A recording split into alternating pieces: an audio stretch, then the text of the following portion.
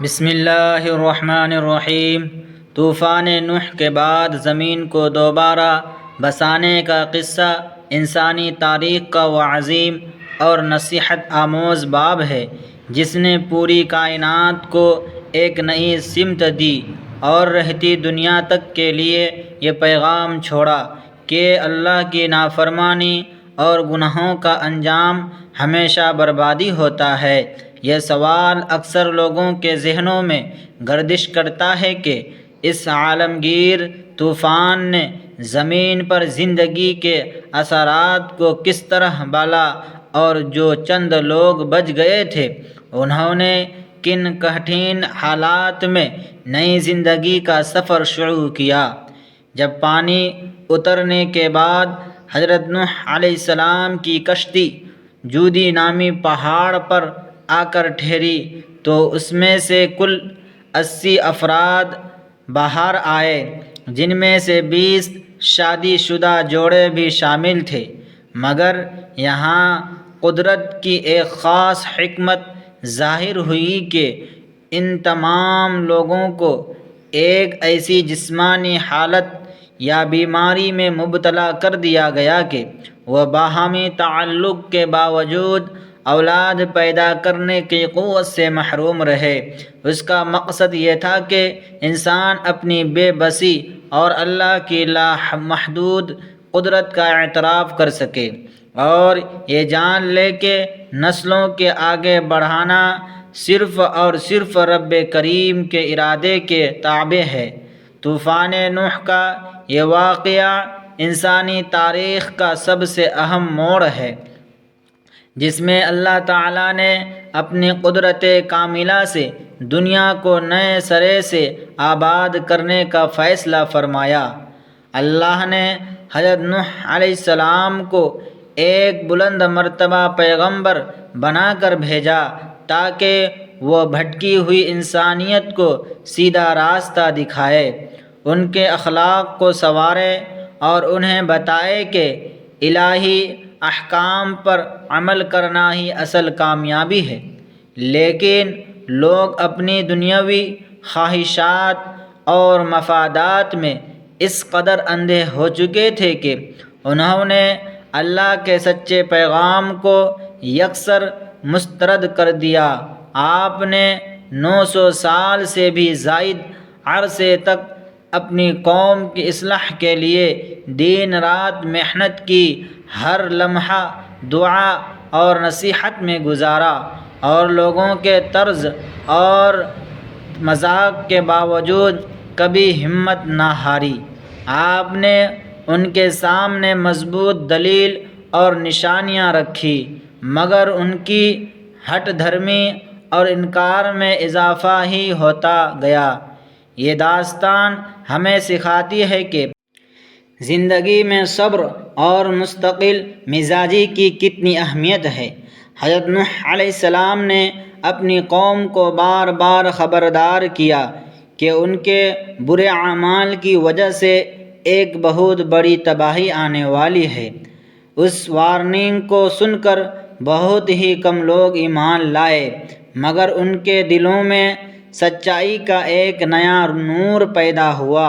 آپ کے پر اثر خطبات نے اس مختصر گرہ میں انسانیت کی نئی بنیادی رکھنے کا جذبہ پیدا کیا۔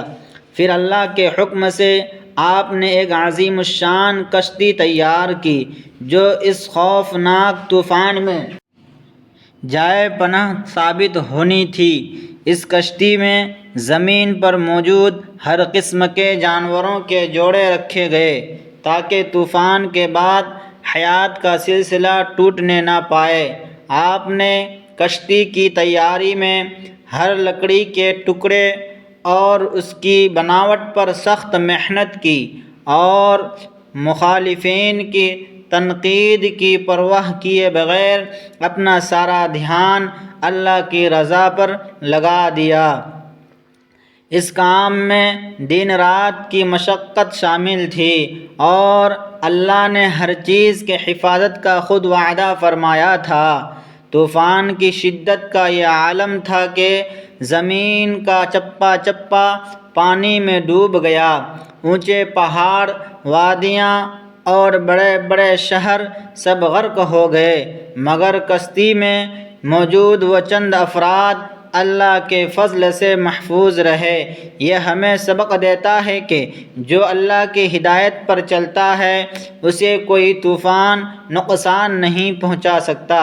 طوفان تھمنے کے بعد زمین پوری طرح ویران ہو چکی تھی اور زندگی کو نئے قوانین کے تحت شروع کرنا ضروری تھا۔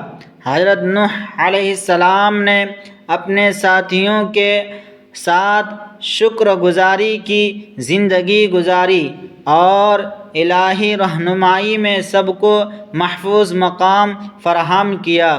اس طوفان کے پانی نے پہاڑوں کی بلند چوٹیوں کو بھی اپنی لپیٹ میں لے لیا تھا، مگر وہ کشتی اللہ کے سہارے موجود پر تیرتی رہی۔ اس دوران ہر جاندار کی حالت اللہ کے علم میں تھی اور کائنات کا ذرہ ذرہ ایک خاص نظام کے تحت حرکت کر رہا تھا۔ یہ معجزہ ہمیں بتاتا ہے کہ اللہ کے لیے کچھ بھی ناممکن نہیں ہے، اور جو انسان نیکی کا راستہ چلتا ہے وہ کبھی ناکام نہیں ہوتا۔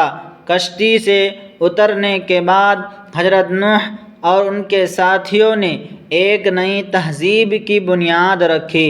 اللہ نے انہیں خصوصی علم اور دانائی عطا کی تاکہ وہ نئے اصولوں کے ساتھ دنیا کی تعمیر نو کر سکے۔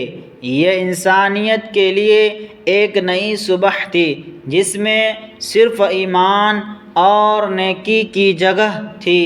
آپ نے زمین کو دوبارہ آباد کرنے کی بھرپور منصوبہ بندی کی اور جانداروں کے تحفظ کو یقینی بنایا۔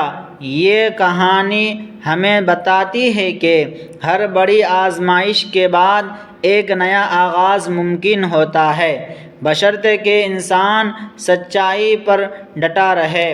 کشتی کے اندر بھی آپ نے نظم و ضبط کی بہترین مثال قائم کی تھی۔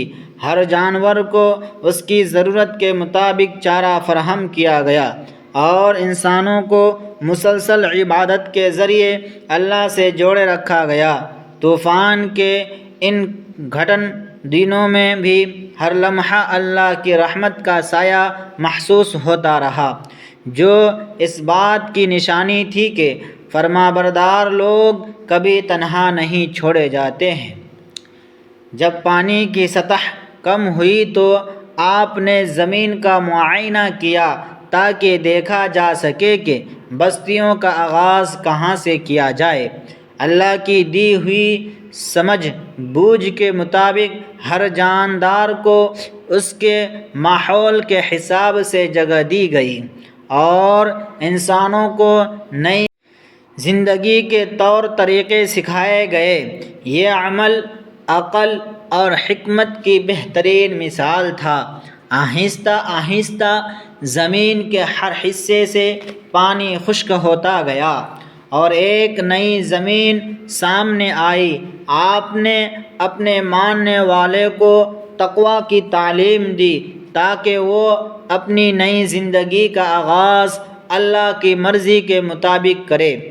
ہر شخص نے نئے قوانین کے تحت اپنے کام شروع کرے اور ویرانی کے بعد زندگی کی رونقیں دوبارہ بحال ہونے لگے۔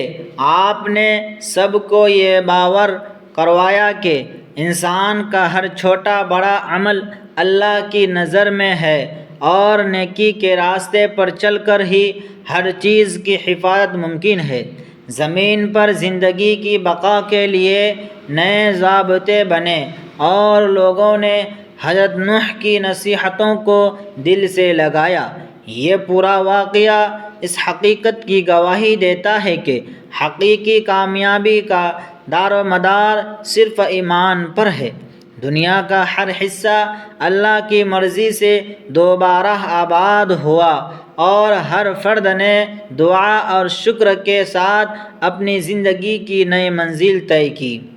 آپ نے روزانہ کی بنیاد پر اللہ کی بندگی کی اور جانوروں کے ساتھ بھی انتہائی حسن سلوک کا مظاہرہ کیا۔ انسانی معاشرے نے نئے اصولوں پر ترقی کی اور ہر شخص نے اپنی ذمہ داری کو سمجھا۔ یہ سارا عمل سکھاتا ہے کہ ہر بڑی مشکل کے بعد زندگی کو دوبارہ منظم اور خوبصورت بنایا جا سکتا ہے۔ حضرت نوح علیہ السلام کی قیادت میں انسانیت نے زمین پر ایک پاکیزہ آغاز کیا اور تمام جاندار محفوظ رہے۔ زمین کی اس نئی بستی میں سب کچھ اللہ کے احکام کے مطابق ترتیب پایا۔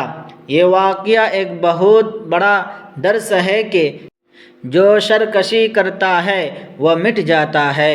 آپ نے ہر موڑ پر نصیحت اور شکر کے ذریعے اللہ کی یاد کو زندہ رکھا اور مستقبل کے لیے ایک ایسا نظام واضح کیا کہ جو رہتی دنیا تک ہدایت کا ذریعہ رہے۔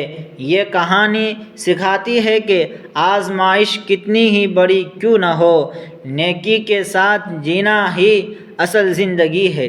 حضرت نوح علیہ السلام کی رہنمائی انسانیت کے لیے ہمیشہ ایک روشن مینار رہے گی، جس کی بدولت زندگی دوبارہ ترقی کی شاہراہ پر گامزن ہوئی۔